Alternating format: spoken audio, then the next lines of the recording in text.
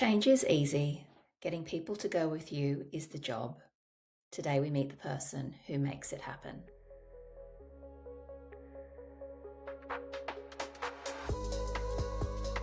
Hi Amii, and welcome to the 20-Minute Career. Hi Jane, thanks for having me. Now today we're here to talk about change management, and there's a lot of change going around the industry at the moment. So I'd really love for you to tell us a little bit about what change management is. So change management is essentially the activities that happen to help people go from current state to a new future state. Maybe that's a new way of working or using a new system.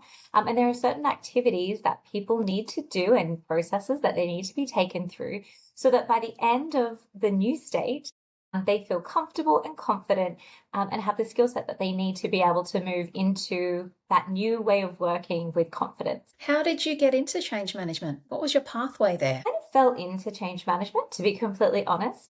So I was working in a recruitment role and we had a big change. So a new system that had to be implemented across all of that function. And I was lucky enough to be asked to be part of this new established project who would be rolling out this particular role. And so that's really how I kind of fell into it. But I think some of the skill sets that are required for change management and that I had demonstrated were things like not being afraid to speak up. So one of the key things about being a change manager is that you are the voice of the people. So you need to understand and not be shy to say, actually, is that really the right process that we should be taking? And so being able to speak up and being able to stay calm under pressure, especially when perhaps people are getting a little bit frustrated, I think were two of the skills that I demonstrated that helped for myself to then be in that change manager role. So there's not a requirement to have a university degree or a certificate if you're able to demonstrate the skills, but maybe some people do. Yeah, absolutely. I think,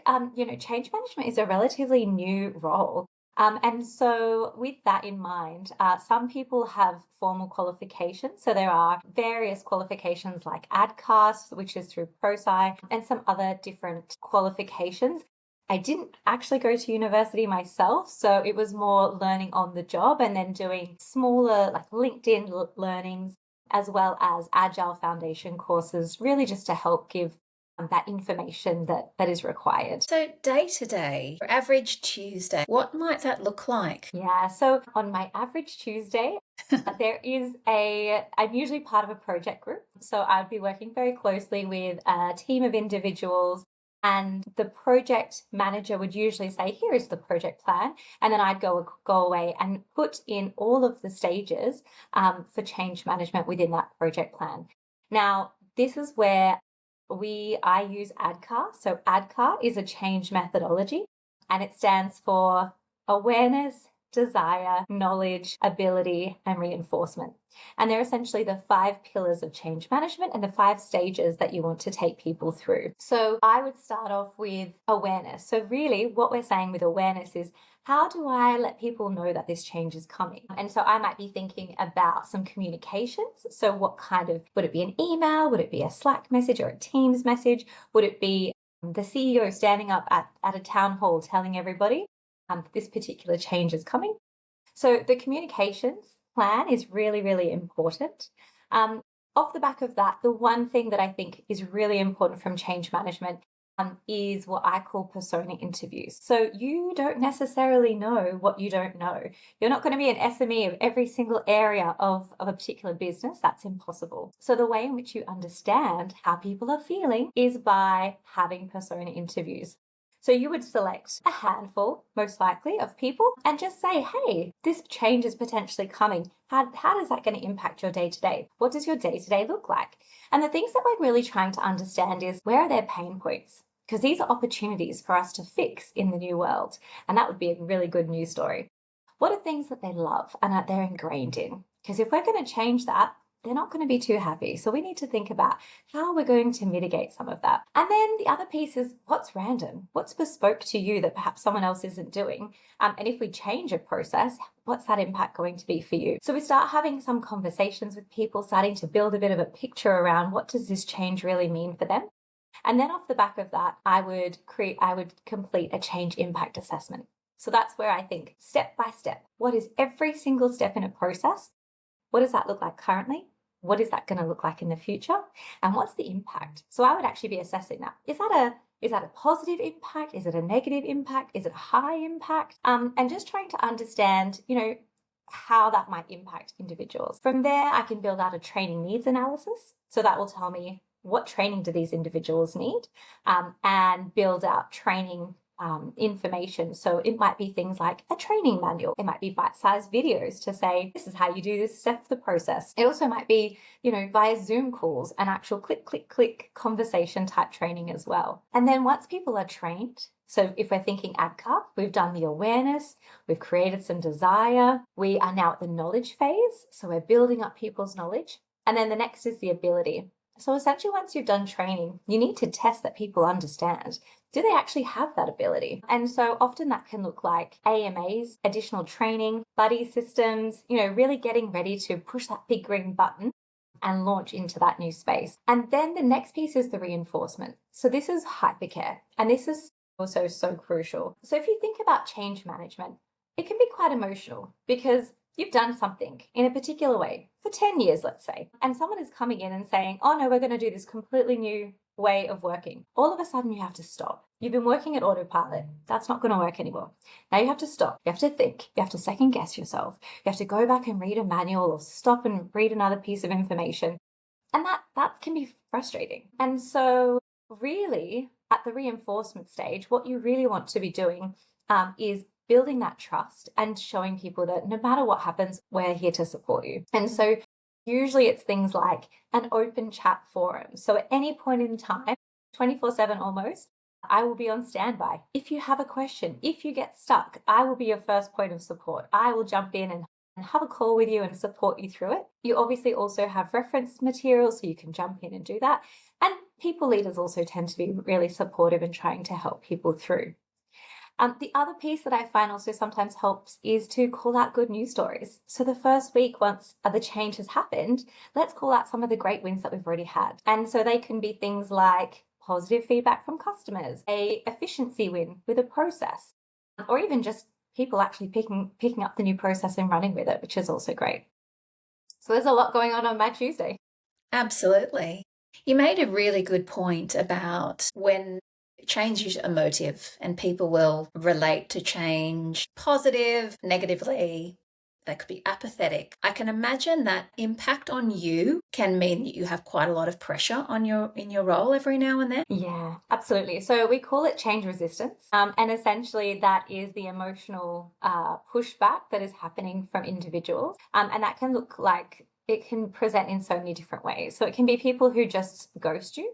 And so you are trying to, have a conversation and they will just blank you 100%. You can have people who are, quite forward around their negative views. And, obviously you've got a mixture in between. But, absolutely, you do have to have thick skin to be a change manager, especially in certain pockets like hypercare, before you launch, training. Those sort of people interactions sometimes can be met with resistance. So yes, thick skin, the ability not to take it personally. And often if someone is a bit cranky, they just want to vent. They want somebody to listen to them and they want someone to care. And so what I have found is that actually some of those individuals who are the most cranky, if I know who they are going to be, I'll actually reach out to them early and give them sort of more of a one-on-one treatment, make them feel a bit special, invite them into as many conversations as I possibly can to help them feel like they are part of the change, give them a platform to speak to me. And then, I just listen. Okay, that's, I hear what you're saying and I'm going to think about it and I'll come back to you. How is it that you're utilizing AI tools to help support you in your day-to-day work? Yes, AI is, I think, terrific in its place. So I do use AI. We use Gemini, and Gemini is like my little assistant. Gemini will help me kick off with some communications and a lot of the administrative work that just is important, but it's not critical. And so it's things like, as I said, applications, EQ documents, they can sometimes take a really long time, but it's amazing that Gemini can just whip those up so quickly for me. And even some presentations, you can do cool videos and things like that. I know some people also use AI for their training videos. So instead of it being them, they have AI generated imagery. Or something? Yeah, exactly. So it's really taking off, Yeah. which is so terrific. Although AI is fantastic, the work is still my own. And so the one thing that we always have to come back to is that AI can prompt you, AI can help you, but actually it's your work, you're responsible for it. So you must always check it and ensure that you are happy with it prior to utilizing or sending out any of the AI generated information. What is it that people wouldn't ordinarily see as part of change management? So you've explained what it is and what you do day to day. Are there any little pieces that you sort of think, actually, that's something that happens that people wouldn't ordinarily understand? Yeah, there's probably a couple of little bits and pieces. So I think one piece, and I sort of mentioned this before, is that as a change manager, you're not an SME in that particular business. And so, you really do have to partner with the people who are going through that change to better understand their day to day. Now, that can sometimes take a bit of time. But the better that you can do that and the more ingrained you are within the business, the easier it. I think the other piece as well is you have to create honest and a trustworthy environment. People don't necessarily just give trust to anybody. And so, there is definitely a time whereby you do have to build rapport from senior leaders all the way down to the team members who, you might be interacting with. So I think they're probably two of the key ones. And then the other piece is just, as I said before, that change resistance can sometimes be a little bit brutal. And so you do have to be able to stay calm. You have to be able to stay positive and I think trust yourself and trust the process that, yes, they might be feeling a bit nervous now, but actually the new way of working is going to be really fantastic. So once that adoption comes through, you'll have, people will be smiling, the sun will be shining. That's really lovely. There's always sort of a pot of gold at the end of a rainbow with some jobs. What has change management given back to you personally? What are the positive parts of the role that make you say to yourself, I really enjoy what I do. I like turning up for work on a Monday after having a great weekend? Yeah, I think for me, it's the people element and knowing that you're making a difference. So, sometimes the change might feel a bit tricky at times, but actually, I get such a thrill out of working closely with others and I actually think being a change manager, you're a hype person. That's essentially my job. I go around and I hype people up and I focus on the positives. And so I love that. I love being able to go and have a chat with people and talk to them about these great opportunities that are coming for them and building that rapport and building that trust. It's probably one of the best parts of the role. I think other perks are things like, which come more from the company that you work with, but it's having that flexibility, a mixture of being in the office and not being in the office. So you've kind of got the time to, do the work that you need, have the people interaction, but then sometimes you do need that quiet time to focus on your change plans and your communication plans. And that's important too. We're getting to the end of our conversation now. So I just want to wrap it up with a few questions for you. So just answer in a sentence at the most.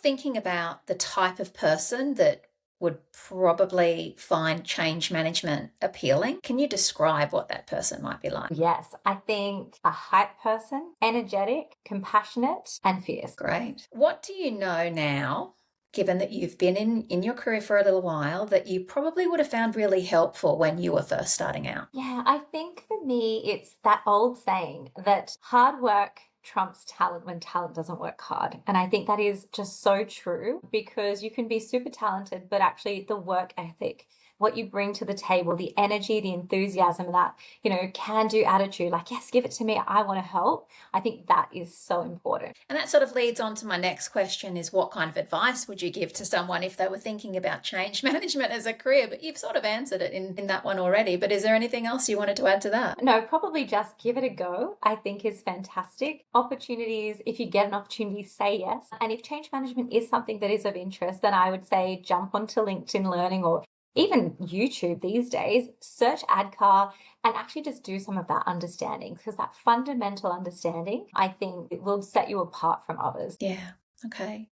And, in terms of your role now, Is that something that you see yourself in for a while? Would you change your trajectory at all? No, I love my job. The one thing that I love is that I get to do bigger and more bolder project, which is fantastic. So global scale technology transformation type work. And no, I love it. I can see, the sky is the limit and I'll keep going. Amii, thanks so much. Thank you so much. It's been wonderful.